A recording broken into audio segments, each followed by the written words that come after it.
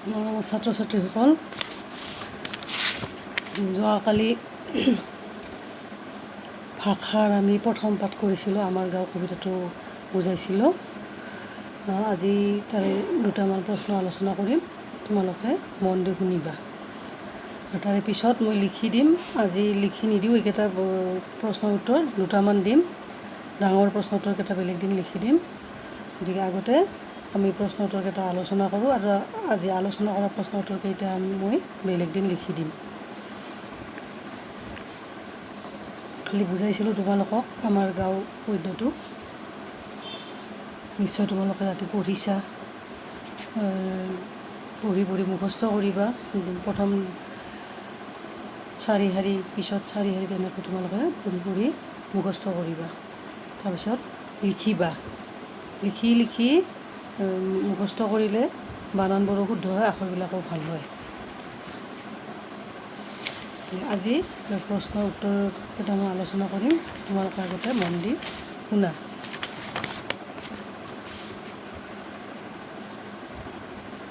এতিয়া প্ৰশ্ন আছে, 1 নম্বৰ ক প্ৰশ্ন, পদূলি মুখত কি ফুল ফুলে? পদূলি মুখত কি ফুল ফুলে পদ্যটোতে পাইছা তোমালোকে, নিশ্চয় পঢ়িছা ঘৰত পদ্যটো ভালদৰে, ময়ো কালি পঢ়াইছোঁ, বুজাইছোঁ। গতিকে পদূলি মুখত কি ফুল ফুলে বুলি লিখা আছে, কিতাপতে আছে এইবিলাক চব। পদূলি মুখত গধূলি গোপাল ফুল ফুলে। পদূলি মুখত কি ফুল ফুলে? পদূলি মুখত গধূলি গোপাল ফুল ফুলে। তেনেকৈ আমি লিখিব লাগিব। পিছত মই লিখি দিম, লিখি ফটো মাৰি দিম, তোমালোকে চাই লিখিবা। দ্বিতীয় প্ৰশ্ন, খ নম্বৰ, গাঁৱৰ পুখুৰীত কি হাঁহ চৰে? গাঁৱৰ পুখুৰীত কি হাঁহ চৰে বুলি আমি কবিতাটোত পাইছোঁ? গাঁৱৰ পুখুৰীত ৰাজহাঁহ চৰে। এইটো পদ্যটোতে পাইছা তোমালোকে। গাঁৱৰ পুখুৰীত ৰাজহাঁহ চৰে বুলি আমি কি কৰিব লাগিব? উত্তৰ লিখিব লাগিব। তাৰপিছত গ নম্বৰ প্ৰশ্ন হৈছে, পথাৰখন দেখিবলৈ কেনেকুৱা? উত্তৰটো কি হ'ব? বুজি পাইছা তোমালোকে উত্তৰটো কি হ'ব? যদি পঢ়িছা নিশ্চয় পাইছা, তথাপি মই কৈ দিছোঁ, পিছত লিখি দিম। পথাৰখন দেখিবলৈ কেনেকুৱা? পথাৰখন দেখিবলৈ শুৱনি। কেনেকৈ লিখিব লাগিব আমি? উত্তৰ, পথাৰখন দেখিবলৈ শুৱনি। তাৰপিছত আহিল আমাৰ ঘ নম্বৰ প্ৰশ্ন। ঘ নম্বৰ প্ৰশ্নটো পঢ়ি চোৱা, মই পঢ়ি দি আছোঁ, তোমালোকৰ কিতাপ ওলাইছা বোধহয়, ইতিমধ্যে কিতাপ ওলাই বহিছাই। তাৰপিছত পঢ়ি চোৱা, গাঁৱৰ ৰাইজে মিলিজুলি কি কৰে? গাঁৱৰ ৰাইজে মিলিজুলি কি কৰে বুলি কৈছিলোঁ কালি মই পদ্যটো বুজোৱাতে। মিলিজুলি কি কৰে? উত্তৰ, গাঁৱৰ ৰাইজে মিলিজুলি মৰমৰ হাত পাতে। পদ্যটোত তেনেকৈ আছে আমাৰ, তেনেকৈয়ে লিখিলে হ'ল। গাঁৱৰ ৰাইজে মিলিজুলি মৰমৰ হাত পাতে, তাৰমানে গাঁৱৰ ৰাইজে মিলিজুলি থাকে, হাই কাজিয়া নকৰে। এতিয়া আহিল আমাৰ নম্বৰ প্ৰশ্ন। এতিয়া লিখিব নালাগে তোমালোকে, খালি কিতাপত চাই যোৱা আৰু মই কি কৈছোঁ শুনি যোৱা। কি কি শুৱনি বস্তুৰে গাঁওখন ভৰি আছে? পদ্যটোত আছে সেইবোৰ। কি কি শুৱনি বস্তুৰে গাঁওখন ভৰি আছে, কালি মই কৈছিলোঁ তোমালোকক পদ্যটো বুজোৱাতে। যদি পঢ়িছা তেতিয়াও তোমালোকে পাইছা। কি কি শুৱনি বস্তুৰে গাঁওখন ভৰি আছে বুলি কবিয়ে কৈছে আমাক। কি কি শুৱনি বস্তুৰে গাঁওখন ভৰি আছে, আমি কি লিখিম এতিয়া? আমি লিখিব লাগিব উত্তৰ, আমাৰ গাঁওখন বহুতো শুৱনি বস্তুৰে ভৰি আছে। যেনে আমাৰ শুৱনি গাঁও, ভৰা গাঁওখন আমাৰ। এইটো ভৰা গাঁওখন বস্তু নহয় আৰু এইটো মই বুজাই দিছোঁ তোমালোকক। আমাৰ গাঁওখন ভৰা, মানুহৰ ঘৰ আছে, ঘন ঘন ঘৰ আছে, নানান ধৰণৰ বস্তু আছে, সকলো বস্তুৰে আমাৰ গাঁওখন ভৰি আছে। আৰু কি কি বস্তুৰে ভৰি আছে লিখিব লাগিব আমি। গছ গছনি, ফল ফুল, গৰু গাই, পুখুৰী, নামঘৰ, ৰাজহাঁহ, এনেদৰে বিভিন্ন বস্তুৰে আমাৰ গাঁওখন ভৰি আছে। বিভিন্ন বস্তুৰে গাঁওখন আমাৰ ভৰি আছে আৰু শুৱনি হৈ আছে। তেনেকৈ লিখিব লাগিব, মই ভালদৰে লিখি দিম।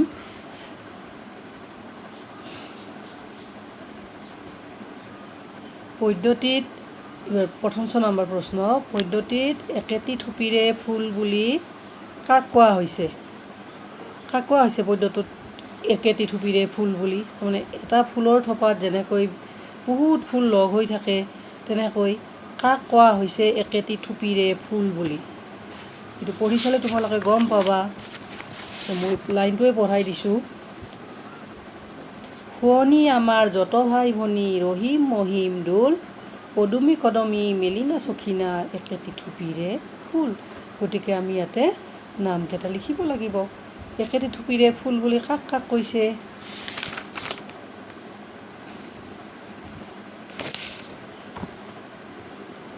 একেটি থুপিৰে ফুল বুলি কাক কৈছে? ৰহিম মহিম দোল, পদুমী কদমী মেলিনা চখিনা, এই সকলোবোৰকে একেটি থুপিৰে ফুল বুলি কবিয়ে কৈছে। তাৰমানে এটা ফুলৰ থোপাত যেনেকৈ বহুত ফুল লগ হৈ থাকে, হাই কাজিয়া নকৰাকৈ ধুনীয়াকৈ মিলি জুলি থাকে, বতাহতে হালি জলি থাকে, ঠিক তেনেকৈ আমাৰ গাঁৱত বিভিন্ন জাতি জনজাতিৰ লোক থাকিলেও সকলোৱে একেটি থোপৰ ফুলৰ দৰে হাই কাজিয়া নকৰাকৈ ধুনীয়াকৈ মিলি জুলি থাকে, ইজনে সিজনক সকলো কামতে সহায় কৰে, বন্ধু হৈ থাকে। বুজি পাইছা তোমালোকে? এইটোতো মই লিখি দিম যেনিবা পিছত। এতিয়া কেইটামান উত্তৰ মই আৰু কৈ দিম, তাৰপিছত লিখি মই দিম আজি এইকেইটা।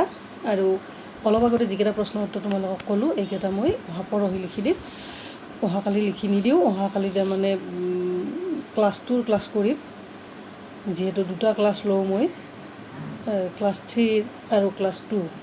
যোৱাকালি তোমালোকক কৰিছোঁ, আজি কৰিলোঁ, আৰু অহাকালি ক্লাছ 2 কৰিম। আৰু তোমালোকক অহা পৰহি এই আলোচনা কৰা প্ৰশ্নকেইটাৰ উত্তৰ মই লিখি দিম। এতিয়া এই যে দুটামান সৰু সৰু প্ৰশ্ন উত্তৰ আছে, সেইকেইটা তোমালোকে কিতাপত চাই লোৱাচোন। তাৰপিছত তোমালোকক মই লিখি পঠাই দি আছোঁ, তাৰপিছত তোমালোকে চাই লিখি ল'বা হা।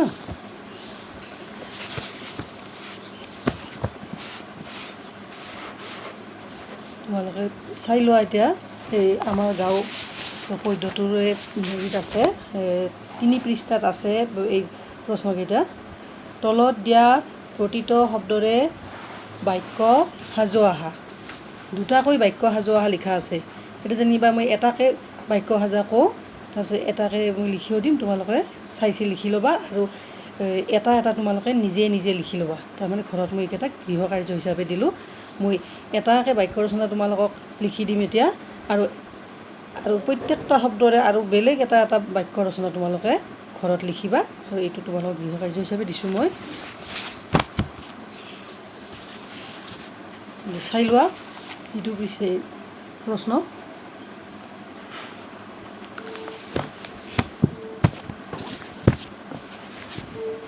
তলত দিয়া প্ৰতিটো শব্দৰে 2টাকৈ বাক্য সাজু আহা। আমি এতিয়া এটাকৈ সাজিম, তাৰপিছত তোমালোকে এটাকৈ সাজি ধুনীয়াকৈ বহীত লিখিবা।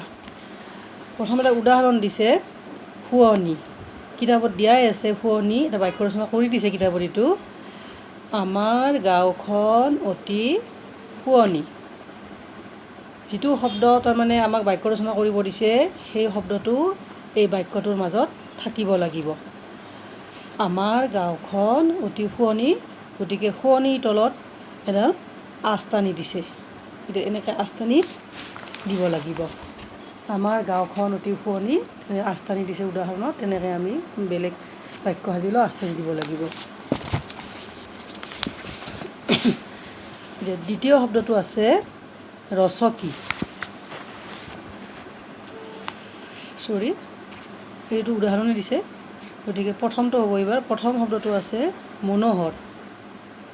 মনোহৰ মানে প্ৰথমতে আমি অৰ্থটো জানিব লাগিব বাক্য ৰচনা কৰিব লাগিলে। মনোহৰ মানে ধুনীয়া, দেখিবলৈ ধুনীয়া, শুৱনি, এই একেই হয় আৰু অৰ্থবিলাক। শুৱনি যি মনোহৰো সেই, তাৰমানে এটা শব্দৰে কেইবাটাও অৰ্থ থাকে। মনোহৰ মানে দেখিবলৈ ধুনীয়া, বহুত ধুনীয়া। এতিয়া আমি বাক্য ৰচনা কৰিব লাগে মনোহৰ শব্দটোৰে, আৰু এই মনোহৰ শব্দটো এই বাক্যটোত থাকিব লাগিব, তেতিয়াহে আমাৰ বাক্য ৰচনা হ'ব। গতিকে এটা আমি বাক্য ৰচনা কৰিম।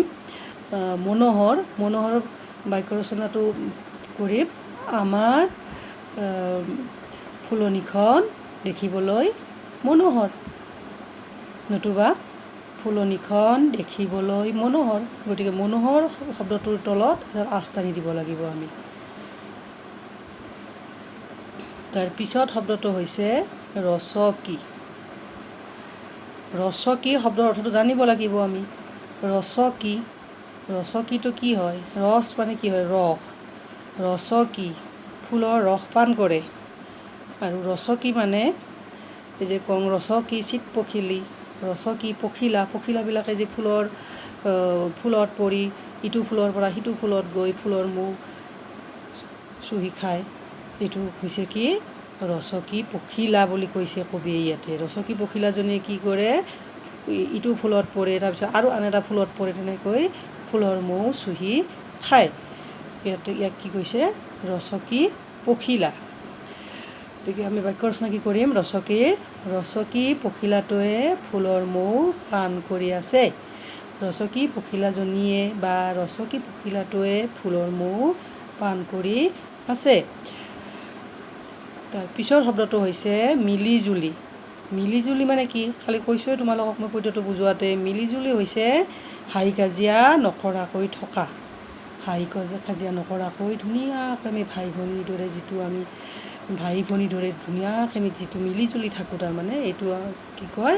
হাই কাজিয়া নকৰাকৈ থকাটোকে কি বুলি কয়? মিলিজুলি থকা বুলি কোৱা হয়। গতিকে এই মিলিজুলি শব্দটোৰে আমি এটা বাক্য ৰচনা কৰিব লাগে। এই বাক্য ৰচনাটো হ'ব, কি লিখিম? তোমালোকে বহুত বাক্য লিখিব পাৰি। তোমালোকে নিজে নিজে লিখিবা পিছত এটা মই এটা লিখি দিম আজি, বা এতিয়া কৈ দিওঁ। মিলিজুলি, আমি সকলোৱে মিলিজুলি থাকিব লাগে, নতুবা আমি সকলোৱে মিলিজুলি থকা উচিত।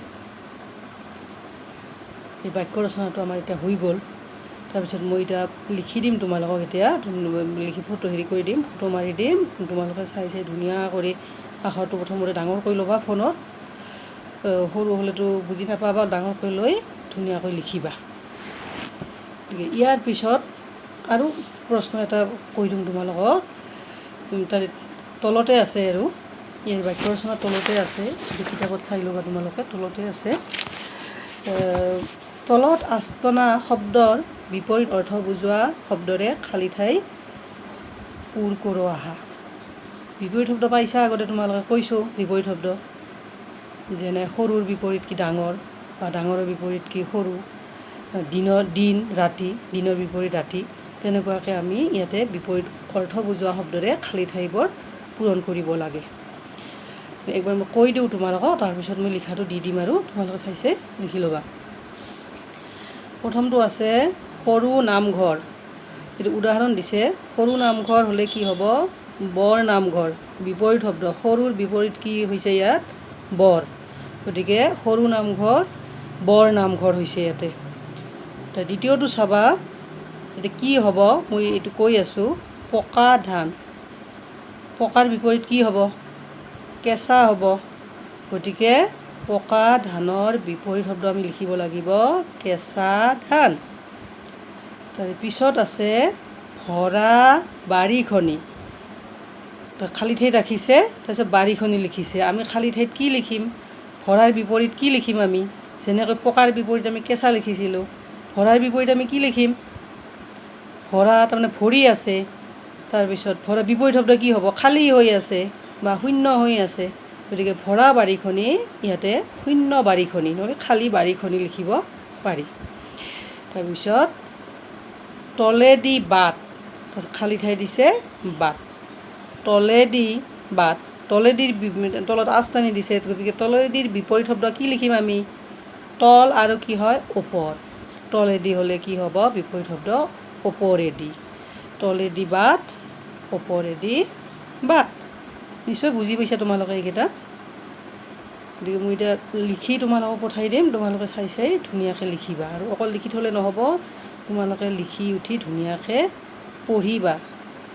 একদম গোটকৈ পঢ়িবা। তাৰপিছত নিজে লিখিব লাগিব, আৰু চাই লিখাৰ পিছত নিজে লিখিব লাগিব। তেতিয়াহে মনত থাকি যাব, বা তেতিয়াহে বুজি পাবা। হা, আৰু যিবিলাক অলপ ডাঙৰ প্ৰশ্ন মই আগতে আলোচনা কৰিলোঁ এইবিলাক তোমালোকক মই লিখি অহা পৰহি ধুনীয়াকৈ হোৱাটছএপত পঠাই দিম। তোমালোকে চাই লিখি পঢ়িবা, পঢ়ি বুজি লৈ তাৰপিছত মুখস্থ কৰিবা, হ'ব?